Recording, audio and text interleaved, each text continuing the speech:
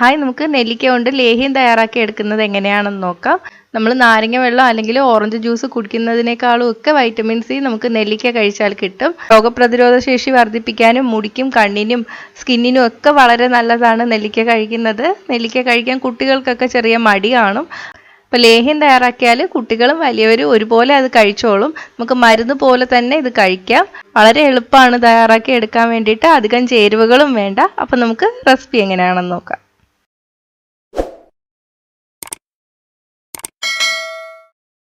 ഇപ്പോൾ ലേഹ്യം തയ്യാറാക്കാൻ വേണ്ടിയിട്ട് ഞാനിവിടെ 1/2 കിലോ നെല്ലിക്ക എടുത്തിട്ടുണ്ട്. നന്നായിട്ട് കഴുകി തുടച്ചു വെച്ചിരിക്കുന്ന നെല്ലിക്കയാണ്. നമുക്കിതൊന്ന് ആവി കയറ്റിയെടുക്കാം. 10-15 മിനിറ്റ് നമുക്ക് ഇഡലി പാത്രത്തിലോ അല്ലെങ്കിൽ സ്റ്റീമറിലോ വെച്ചിട്ടൊന്ന് ആവി കയറ്റിയെടുക്കാം. 15 മിനിറ്റ് കഴിഞ്ഞിട്ടുണ്ട്. നെല്ലിക്ക നന്നായിട്ട് വെന്ത് വന്നിട്ടുണ്ട്. നമുക്കിതൊന്ന് തണുക്കാൻ വേണ്ടിയിട്ട് മാറ്റി വയ്ക്കാം. നെല്ലിക്ക തണുത്ത് വരുമ്പോഴേക്കും നമുക്ക് ശർക്കര പാനി കാച്ചി എടുക്കാം. ഞാനിവിടെ 1/2 കിലോ ശർക്കരയാണ് എടുത്തിരിക്കുന്നത്. ഇതിലോട്ട് 1/2 കപ്പ് വെള്ളം കൂടി ചേർത്തിട്ട് പാനി കാച്ചി എടുക്കാം. വെള്ളം കൂടുതൽ ഒഴിച്ച് പാനി കാച്ചി എടുക്കരുത്. വെള്ളം കൂടിപ്പോയാൽ ലേഹ്യം തയ്യാറാക്കാൻ കുറച്ചുകൂടെ സമയം വേണ്ടി വരും. ഇപ്പം നിങ്ങളുടെ കയ്യിൽ കരിപ്പൊട്ടി ഉണ്ടെങ്കിൽ 1/2 കിലോ കരിപ്പൊട്ടി ചേർത്താൽ മതി. അതാണ് ഏറ്റവും നല്ലത്. ഇവിടെ ഇപ്പോൾ ലോക്ക്ഡൗൺ ഒക്കെ ആയതുകൊണ്ട് കരിപ്പൊട്ടി കിട്ടാൻ പാടാണ്. അതുകൊണ്ടാണ് ഞാൻ ശർക്കര എടുത്തത്. ശർക്കര നന്നായിട്ട് അലിഞ്ഞു വന്നിട്ടുണ്ട്. ഇനി നമുക്ക് തീ ഓഫ് ചെയ്തതിന് ശേഷം ഇതൊന്ന് അരിച്ചെടുക്കാം. നെല്ലിക്ക തണുത്ത് വന്നിട്ടുണ്ട്. ഇനി നമുക്ക് കുരുവൊക്കെ ഒന്ന് കളഞ്ഞെടുക്കാം. ആവി കയറ്റിയെടുത്തത് കുരുവൊക്കെ പെട്ടെന്ന് കളഞ്ഞെടുക്കാൻ വേണ്ടിയിട്ടാണ്. ഇനി നമ്മൾ ഈ നെല്ലിക്ക അരച്ചെടുക്കണം. ശർക്കരപ്പാനി ഒഴിച്ചിട്ടാണ് നെല്ലിക്ക അരച്ചെടുക്കുന്നത്. ശർക്കരപ്പാനി ഒന്ന് തണുത്തതിന് ശേഷം മാത്രമേ മിക്സിയിൽ ഒഴിച്ചിട്ട് അരച്ചെടുക്കാവൂ. അപ്പോൾ നിങ്ങൾ ചെയ്യുമ്പോൾ ആദ്യമേ ശർക്കരപ്പാനി ഒന്ന് കാച്ചി വെക്കുക. എന്നിട്ട് മാത്രം ഈ നെല്ലിക്കയൊക്കെ ആവി കയറ്റി എടുത്താൽ മതി. അപ്പോഴത്തേക്ക് ശർക്കരപ്പാനി തണുത്ത് വന്നോളും. ഇനി മിക്സിയുടെ ജാറിലോട്ട് നമുക്ക് നെല്ലിക്ക ഇട്ട് കൊടുക്കാം. ഇനി ഞാനിവിടെ 1/4 ടീസ്പൂൺ നല്ല ജീരകം, ചെറിയ കഷ്ണം പട്ട, 5 ഗ്രാമ്പു, 4 ഏലക്ക, 1/4 ടീസ്പൂൺ പെരുംജീരകം, ഇതും കൂടി നമുക്ക് മിക്സിയുടെ ജാറിലോട്ട് ഇട്ട് കൊടുക്കാം. ഒന്നുകിൽ നിങ്ങൾക്ക് ഇത് പൊടിച്ചതിന് ശേഷം ലാസ്റ്റ് ചേർക്കാം. ഇതിപ്പോൾ ചെറിയ ക്വാണ്ടിറ്റി ആയതുകൊണ്ട് വേറെ പൊടിച്ചെടുക്കാനും പാടാണ്. അപ്പം ഞാൻ സാധാരണ തയ്യാറാക്കുമ്പോൾ ഈ നെല്ലിക്കയുടെ കൂടെ ഇട്ട് തന്നെയാണ് അരച്ചെടുക്കുന്നത്. അപ്പം നെല്ലിക്ക അരയുമ്പോൾ കൂടെ തന്നെ ഇതും കൂടെ അരഞ്ഞ് കിട്ടും. ഇനി ഇതിലോട്ട് നമുക്ക് കുറച്ച് ശർക്കരപ്പാനി കൂടി ഒഴിച്ചു കൊടുക്കാം. നെല്ലിക്ക അരഞ്ഞ് കിട്ടാൻ വേണ്ടിയിട്ടുള്ള ശർക്കരപ്പാനി മാത്രം ഒഴിച്ചാൽ മതി കേട്ടോ. ഇനി ഇത് നന്നായിട്ടൊന്ന് അരച്ചെടുക്കാം. ഞാനിപ്പോൾ ഒരു നോൺ സ്റ്റിക്ക് പാത്രത്തിലോട്ട് നെല്ലിക്ക അരച്ചത് മാറ്റിയിട്ടുണ്ട്. നിങ്ങൾക്ക് ഉരുളി ഉണ്ടെങ്കിൽ അതിൽ ചെയ്യാം, അല്ലെങ്കിൽ നോൺ സ്റ്റിക്ക് പാത്രം എടുക്കുന്നതായിരിക്കും ഏറ്റവും നല്ലത്. നമ്മളിത് അടിയിൽ പിടിക്കാതെ നോക്കണം. ബാക്കിയുള്ള ശർക്കരപ്പാനി കൂടി ഒഴിച്ചു കൊടുക്കാം.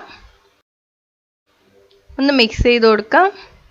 ഞാനിപ്പം തീ മീഡിയം ഫ്ലെയിമിലാണ് വച്ചേക്കുന്നത്. ഇതൊന്ന് തിളച്ച് തുടങ്ങിയതിന് ശേഷം നമുക്ക് തീ കുറച്ചിട്ട് കൊടുക്കാം. തിളച്ച് തുടങ്ങുമ്പോഴേക്കും ഇത് പൊട്ടിത്തെറിക്കാൻ തുടങ്ങും. അതുകൊണ്ട് കുറച്ച് നീളമുള്ള തവിയിട്ട് ഇളക്കുന്നതായിരിക്കും നല്ലത്. അപ്പം നമ്മുടെ കയ്യിലൊന്നും തെറിക്കില്ല. നമ്മൾ നീങ്ങി നിന്നിട്ട് ഇത് ഇളക്കാൻ ശ്രദ്ധിക്കുക. മുഖത്തൊന്നും തെറിക്കരുത്. ഒന്ന് തിളച്ച് വരുമ്പോഴേക്കും ഇതേപോലെ പൊട്ടിത്തെറിക്കാൻ തുടങ്ങും. ഇനി നമുക്കിതിലോട്ട് 1 ടേബിൾ സ്പൂൺ നെയ്യ് ഒഴിച്ചു കൊടുക്കാം. നമുക്ക് മൊത്തത്തിൽ 4 ടേബിൾ സ്പൂൺ നെയ്യുടെ ആവശ്യം വരും. ഇപ്പോൾ 10 മിനിറ്റ് കഴിഞ്ഞിട്ടുണ്ട്.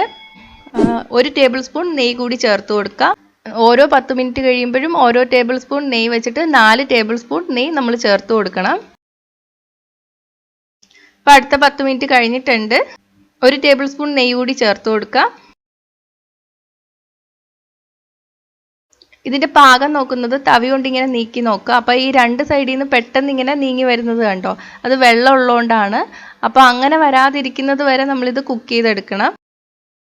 ഇപ്പം നിങ്ങൾ ഉരുളിയിലൊക്കെയാണ് ഉണ്ടാക്കുന്നതെങ്കിൽ നല്ലവണ്ണം ഇളക്കി കൊടുക്കുക. അടിയിൽ പിടിക്കാതിരിക്കാൻ തീ നന്നായിട്ട് കുറച്ചിട്ട് കൊടുക്കുകയും വേണം. 1 ടേബിൾ സ്പൂൺ നെയ്യ് കൂടി ഒഴിച്ചു കൊടുക്കാം.